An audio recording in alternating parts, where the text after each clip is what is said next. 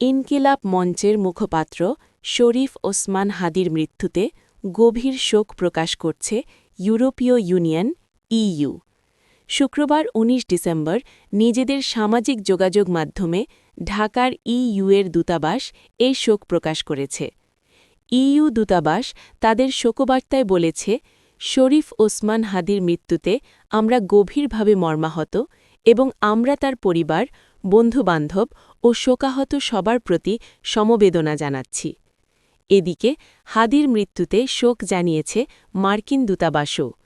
শোকবার্তায় দূতাবাস বলেছে, যুক্তরাষ্ট্র দূতাবাস বাংলাদেশের জনগণের সঙ্গে একাত্ম হয়ে তরুণ নেতা শরীফ ওসমান হাদির মৃত্যুতে গভীর শোক প্রকাশ করছে এবং তার পরিবার, বন্ধু ও সমর্থকদের প্রতি আন্তরিক সমবেদনা জানাচ্ছে।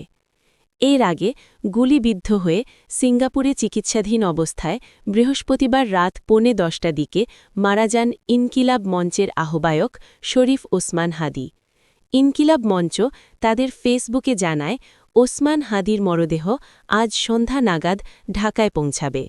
এরপর তার মরদেহ সর্বসাধারণের সাক্ষাতের জন্য ঢাকা বিশ্ববিদ্যালয় কেন্দ্রীয় মসজিদে আনা হবে। উল্লেখ্য, জাতীয় নির্বাচনে ঢাকা ৮ আসনের সম্ভাব্য প্রার্থী হিসেবে নির্বাচনী প্রচারের সময় গত ২০ ডিসেম্বর দুপুরে গুলিবিদ্ধ হন শরীফ ওসমান হাদি। গুলি মাথা ভেদ করে যাওয়ায় গুরুতর আহত হন। আশঙ্কাজনক অবস্থায় তাকে প্রথমে ঢাকা মেডিকেল কলেজ হাসপাতালে, পরে এভারকেয়ারের হাসপাতালের আইসিইউতে নেওয়া হয়েছিল। সেখানে গত কয়েকদিন চিকিৎসা চললেও ওসমান হাদির শারীরিক অবস্থার আর উন্নতি হয়নি। বৃহস্পতিবার রাতে তাকে মৃত ঘোষণা করা হয়। ওসমান হাদির ওপর গুলিবর্ষণকারী হিসেবে ফাইসাল করিম মাসুদ নামে একজনকে চিহ্নিত করেছে আইন শৃঙ্খলা রক্ষাকারী বাহিনী। তার সহযোগী আলমগীর শেখ মোটরসাইকেলের চালক ছিলেন।